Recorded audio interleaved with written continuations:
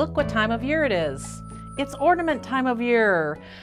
I have put out on this tree here some of the ornaments that I did last year. We have videos up for this one, which is called Starry Nights. And we already have videos up for this one, which is called Pretty Posies. This is another variation of Pretty Posies. I just used two colors and the little flowers to give it kind of that peppermint look. I really like the peppermint one. That's really a very fun one. And then we've got new ones this year. And so the one that we're going to talk about today is this one. It's a little flat Christmas tree. And I originally did it with delicas. And so I've got samples to show you where I've used size 11 delicas, where I then upsized to size 10 delicas. Then I upsized to size 8 delicas. And then my last variation that I did was using 3mm fire polish, and that is what this one is. And even though I thought that I was going to not like the one with the fire polish, guess which one turned out to be my favorite? The fire polish one. So let's take a closer look here at the beads, and I'll show you how all the size graduations work. Okay, so this was the one that I started with, and it ended up being quite small. You know, this is really kind of almost a pendant size maybe, or if you have one of those real small trees, like a small wire tree. My wire tree here is pretty large, but I know that they make them smaller, and this would be a good size for that. So this is the one using the size 11 delicas. Here I used size 10 delicas, so it's a little bit bigger. And then for the little ornaments on the tree here, what I did is instead of using a size 10 delica, I used a 2mm fire polish. And I really like the way the 2mm fire polish really sparkles and shines as you move this. It throws a lot of light. And so the lights on your tree will really bounce off those 2mm fire polish if you choose to use the size 10 delicas. Then I upsized to the size 8 delicas, and I was liking this quite a bit. I simply just ran out of the white size 8 delicas, and that's why this poor little tree never got finished. But this sizing was more what I had in my head, and so I was liking this one quite a bit. And then the fire polish one, like I said, I thought that when I started this, the first couple rows are really loosey-goosey when you start this, and I thought, well, I almost didn't finish it, and then I thought, well, let me do another couple rows so I can use it as an example of why it doesn't work. And then as I kept going, it keeps stiffening up, and like I said, it's ended up being my favorite of all of them. You'll notice here that I've got a couple of different color things going on. Here I did kind of just an assortment. There were 4 different colors of the accent color delicas in here.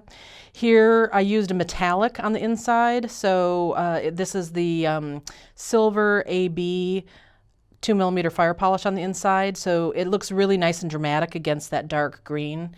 Here the colors were a little bit too close in tone. The red and this color green, this would have popped better had this been on, say, had it been a white tree, the red would have really popped, or had the red been a darker red, that might have helped, but they're just in tone, they're a little too close. Here, this worked out nicely. Really, anything is going to pop well against the white. I wanted to show you this little sample, which was one that I started with where I used all size 8 delicas. I'm sorry, size 10 delicas. The reason I wanted to show you this is because what I did here is I used a shiny green finish on this, and then the ornament colors that I was using in there were shiny also. I was using a silver and a gold. And do you see how it just all kind of competes with each other? You don't see the ornaments very well because it's just too much shiny. So going with something that's a little more matte for your background and then shiny ornaments is going to work much better for you. So that's why I never even finished this little piece. I kept it so I could show you as an example. Okay, so let me get these out of the way, and what I decided to work with, because I wanted to show you how kind of funky this is at the beginning, I decided to work with the fire polish here. So I've got 3mm in this matte white and then 3mm in the blue. And our first 2 rows here are going to be all white, and we do this with brick stitch. So when you start out brick stitch, you actually start out with ladder stitch. So I'm just picking up 2 of these beads, leaving myself about a 4 to 6 inch tail below them, passing from the bottom back up, of that very first bead that I picked up. And then I've got these two side by side. I want to get to the outside edge to be able to add more beads. So I'm going to pass through the other bead. And then I'm just going to continue adding one bead at a time until I have the length that I desire. So this time I'm picking up a bead. My thread is coming out of the bottom, so I'm going to go in the top. Now when you're doing brick stitch, this is going to flip-flop every time. So don't think that you're always going to be going in the top. It's going to go back and forth. This is what's funky about using the fire polish. Because fire polish are rounded at the center, they don't square up really well. So that's why your first row is going to be kind of crazy as you do this. Okay, so I'm picking up one. This time my thread's coming out the top, which means I'm going in the bottom. Oop, and I'm dropping my needle.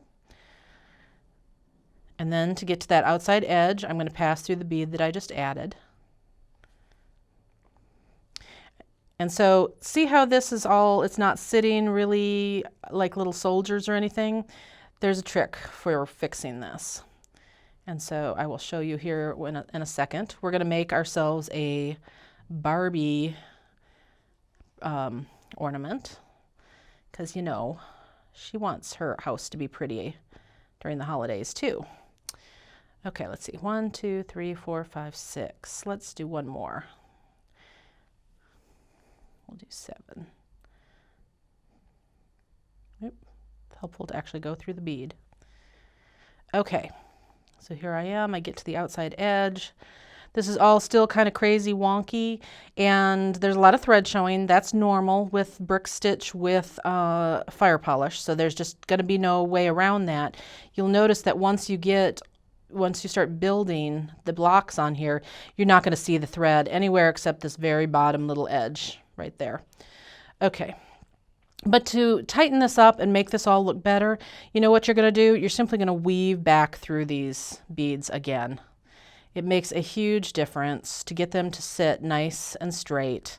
And I'm not even going in circles, I'm just going up and down to tighten them on up. And see how all that's straightening up? Huge, huge difference. And you only have to do this on this first row of the ladder stitch. And really only when you're using the fire polish. Okay, so there we go. So there is our first row. And so now I'm ready to start brick stitch. Brick stitch is where, this is just a little reminder, brick stitch is where we're actually going to loop underneath the threads that are attaching the beads together. So we're not actually passing through the beads when we attach the beads.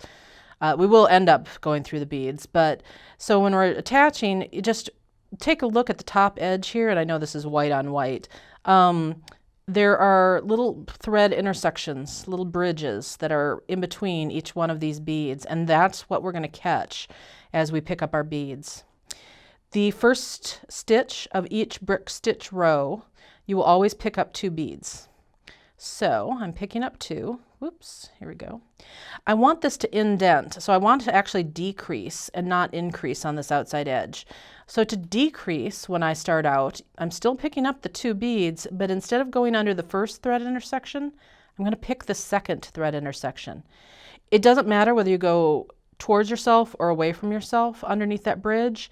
Just pick a direction and stick with it. Go with it that way always. Then you can kind of work this so this little guy sits over here the way he should. Okay, now what we're going to do is we're going to pass back through the bead right above that you added. And then we want to tighten these 2 up on this outside edge. So I always go around these 2. Whenever I pick up 2, I always go back around them again to tighten them up. And it also makes them sit much more straight when you do that. All right, there we go. So you only pick up 2 for that very first stitch of each row.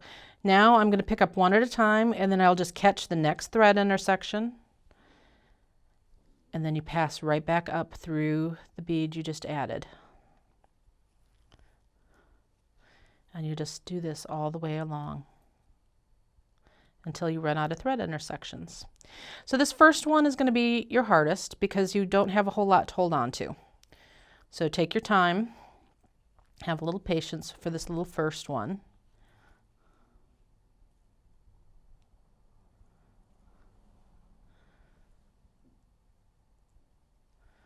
And one more for this row.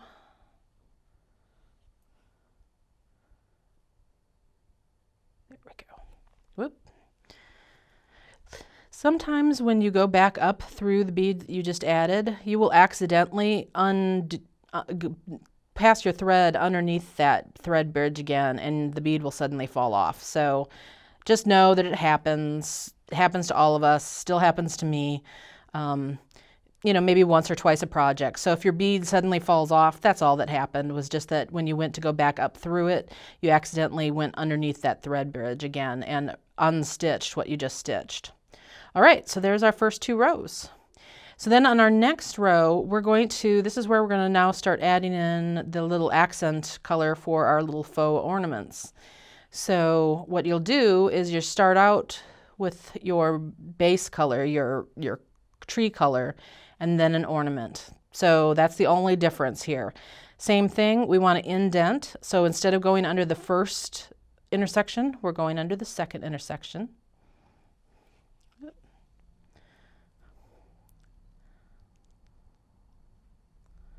And then back up. And then like I said, when I pick up those 2, the other step that I like to do is reinforcing those 2 just to make them sit straight and make them a little more stiff, like so. So then on this row, you're just going to alternate, picking up your tree color and your ornament color.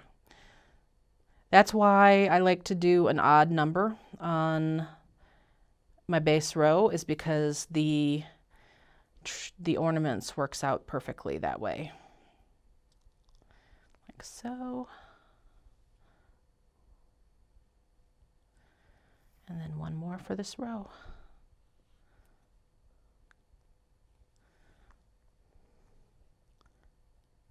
And you're going to be amazed. Now I'm making a fairly small sample here, so mine is being fairly stiff from the beginning, but you're going to be amazed at how, as you add each one of these rows in, it really stiffens this piece up to where it's not a problem. Because when you do those first 2 rows, you're going to think I'm crazy when you do the full size one. All right, so you're just going to keep adding here, and you're going to, so you do the first 2 rows in your tree color. Then you do one with the ornament color in there, and then an all tree color, and then an ornament. After you've done your 4th row with the ornament color, that's when we're going to have to now increase to create the extra little swag here for the tree.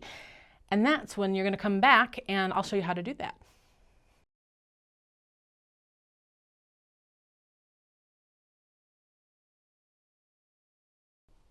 In the first segment, we learned how to decrease to create with brick stitch to create that first tier of your tree, your Christmas tree.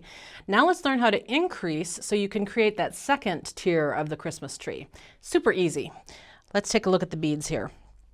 Okay, so here I am, and we're going to pretend that this is my 4th set of the ornament rows. So what I need to do here is increase, and when you do the increase rows on this ornament, I did them in the all white just so that we didn't have to worry about color changes. Okay, so you're still going to pick up 2 beads because it's the first stitch of the row. This time, instead of hitting that second intersection, thread intersection, we're actually going to go and use that first thread intersection. So all this is just the same as what you've been doing. It's just that you're doing the first intersection instead of the second. Whoop. Remember how I said that sometimes you unstitch your stitch? Well, that's just exactly what I did. Okay, so let's redo this. Like that. And then one way to kind of help keep that from happening is I try with my finger to kind of pop the bead up away from the thread. So I kind of support it with my finger back here, my index finger, and that will frequently help. Just hold some tension on it.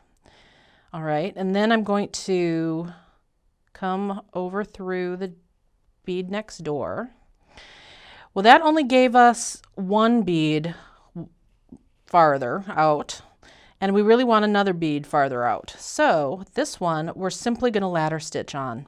So I'm coming out of the outside edge bead, I'm picking up one, and I'm passing back through the bead that I was originally exiting. And you will want to go ahead and go back around this again to reinforce it.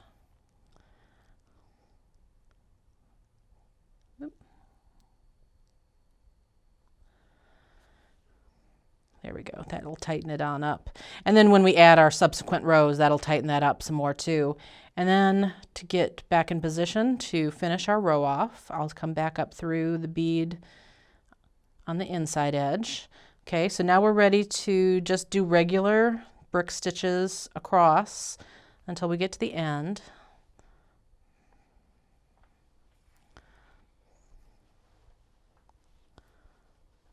Because of course we're going to have to increase on that end also.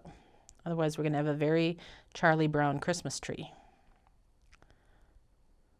Not that there's anything wrong with those little Charlie Brown Christmas trees.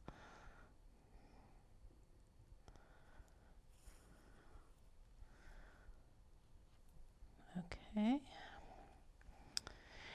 So on this end, on that last thread intersection, I'm still just adding one bead, because adding the 2 beads at a time only works on the front, on the first part of a row, not the second part. So now I still need to add 2 beads off to the side here.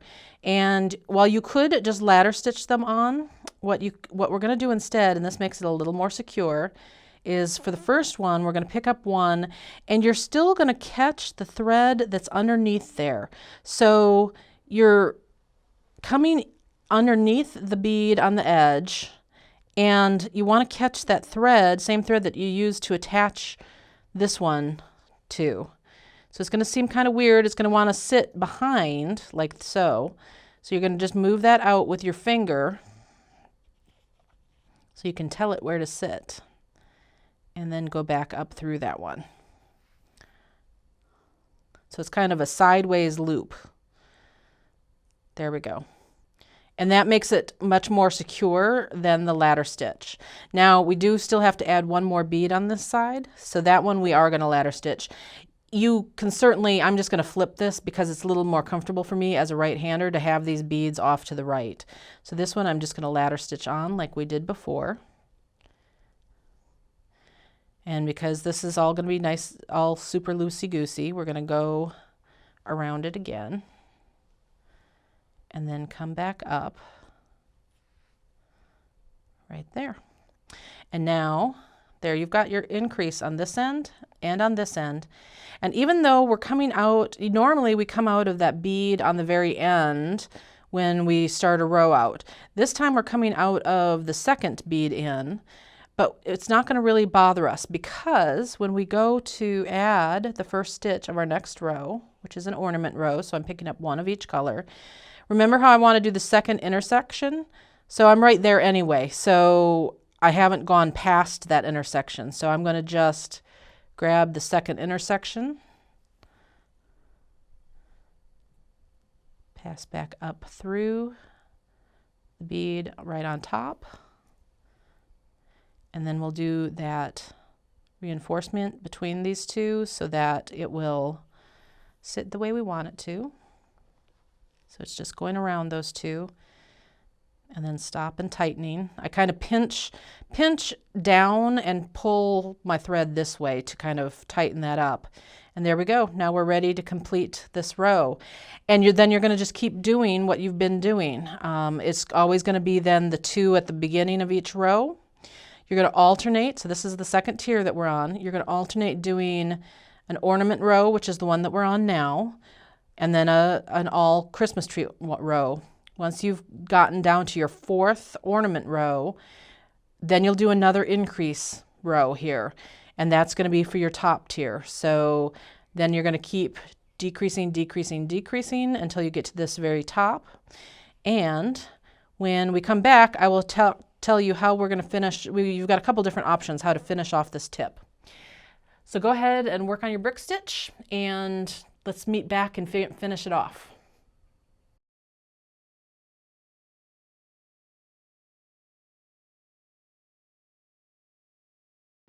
We're so close to being done. Just a couple of little finishing details that we should talk about. So let's take a look at the beads here. I made Barbie's little tiny tree. Her little tree kind of looks like a mushroom, doesn't it? Because I only put 2 tiers in it. What I wanted to do was decrease down to where I just had the 2 beads at the top here. And what you're going to do to finish off this top is you're going to pick a color. It doesn't really matter whether it's your tree color or your ornament color, that's up to you. And so I'm going to just lay this one bead, and it's going to be in a horizontal orientation instead of vertical the way the others have been. So coming out of one of the beads, you're going to pick up one and then pass down through the other. And that's going to lay that horizontally across the top. Now, here's where you have options. Actually, I'm just going to then come back up the other bead next door to it so that we're in position here, because you've got some options here. You could just leave it like that, and some of you might have hangers that will actually fit through that bead. It just depends on how thick your ornament hanger is. I happen to have some pretty heavy duty ones with me today. The spirals have are a thicker wire, and it probably is not going to fit through that hole. Now, if I had the ones that I think we're all more used to, which are just the really simple, hook ones, that would fit through a 3mm fire polish hole up there, and then you could just be done. Or you can do what I did here, which is, here I actually didn't even add in, I take it back, I didn't add in that one across the top. Here's the one that I added across the top. I did a ornament color one across the top, and then I came back through that ornament color and added a little loop of ornament ones, so that is how my ornament can attach, is through that loop. On this one, actually, I remember now, with the fire polish, they were so big that I just decided that I could just come out of the top of this side of the 2, just pick up 3 and create my little loop that way. You could do it with a little loop of seed beads if you didn't want it to be that obvious. What I kind of was trying to go for here on this one of the reasons I did this across the top and then did a set around that one, I was kind of trying to recreate the look of maybe a star on top. That was what I was going for there. Here I decided that just having a little loop of fire polish was fine. So that's how, you've got multiple options of how to create a little loop on top there, but those are a couple of them. This is on the original prototype one where I was using the size 10 delicas, the size 11 delicas. I had just used a single yellow on the top to create a little light on the top there. The other thing that I wanted to talk to you about was stiffening. So the fire polish, it will bend and stuff, but when it's hanging on your tree, it's fine. It doesn't have it hangs flat on your tree, so you're fine with it. Same thing with the size 10 delicas. It's stiff enough that it's going to hang flat with no problem. Definitely true with the size 11 delicas.